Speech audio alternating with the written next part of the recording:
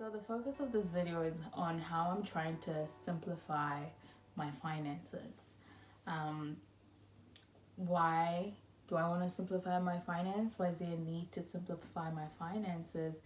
I think I haven't really had one set strategy for a period of time. I've had multiple strategies with my finances, and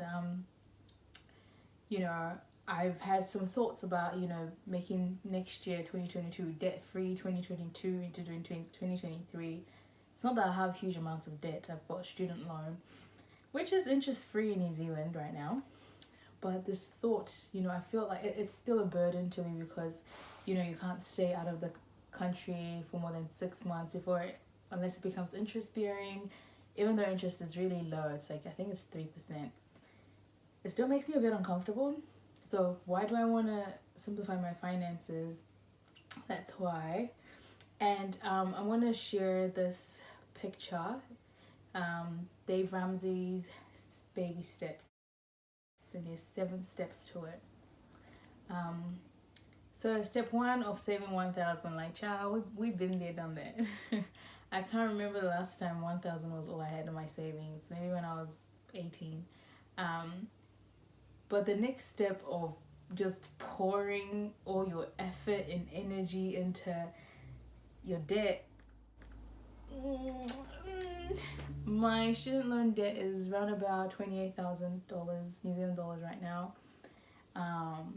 If I was to pour in all of my resources in there, I'm just like, I've talked to my KiwiSaver provider.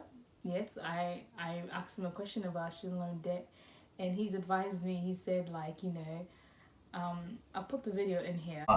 Paying off a student loan as we're advising on a mortgage. Yeah, student loan's an interesting one, right? Because a student loan is debt-free. So free money, that's 0% interest lending. So in that instance, what I would actually do is I just pay off the minimum and get it, it gets deducted from your wages or salary, and just do it that way.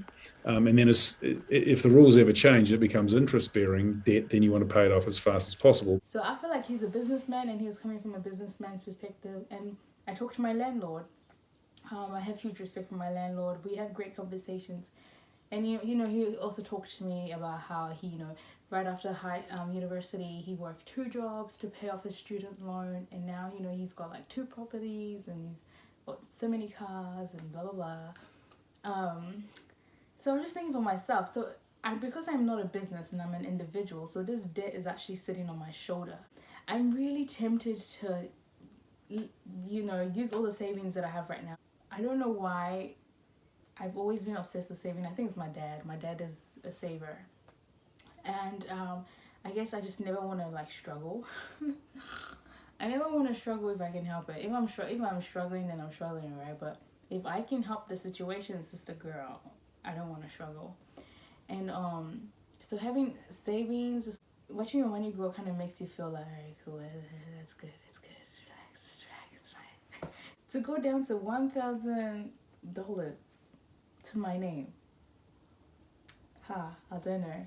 Anyways, so this video is about simplifying my finances, but it really is about talking about how I'm like, I have no idea. I really don't. And I'm just kind of opening up my mind to a bunch of different ideas, a bunch of different ways.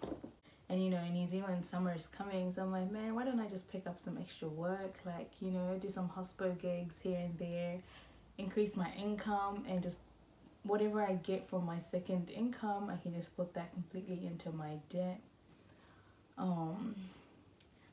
I don't know why I've become so fixated with having this interest-free debt, and why I just want it gone out of my life like yesterday. I was actually talking to my landlord about this, and I had an opportunity for extra work, working from home.